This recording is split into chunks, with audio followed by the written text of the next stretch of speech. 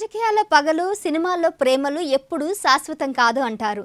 అందుకే కొన్నాళ్ళ క్రితం నయనతార సిమ్ముతో విడిపోయిన తర్వాత కూడా అతనితో నటించింది. ఇక ఇలాంటివి బాలీవుడ్లో మరీ కామన్గా కనిపిస్తాయి. ప్రస్తుతం సౌత్లో అలాంటిదే మరో కాంబో రాబోతుందని టాక్స్ వినిపిస్తున్నాయి. సమంత విడాకుల తర్వాత డల్ అయింది. దీనికి తోడు హెల్త్ ఇష్యూస్ కూడా ఇబ్బంది పెడుతున్నాయి. ఇలాంటి టైంలో ఓ సాలిడ్ ఎంట్రీ ఉంటే బాగుంటుందని ఎవరైనా అనుకుంటారు కదా. అలాంటి ఎంట్రీ కావాలంటే అనౌన్స్మెంట్ నుంచే హాట్ టాపిక్ అయిపోవాలి. అందుకే సమంత తన మాజీ లవర్ సిద్ధార్థతో కలిసి ఓ సినిమా చేయబోతుందనే మాటలు వినిపిస్తున్నాయి. సమంత తనను వదిలి వేరే పెళ్లి చేసుకున్న తర్వాత సిద్ధు చాలా ఫీల్ అయ్యాడు.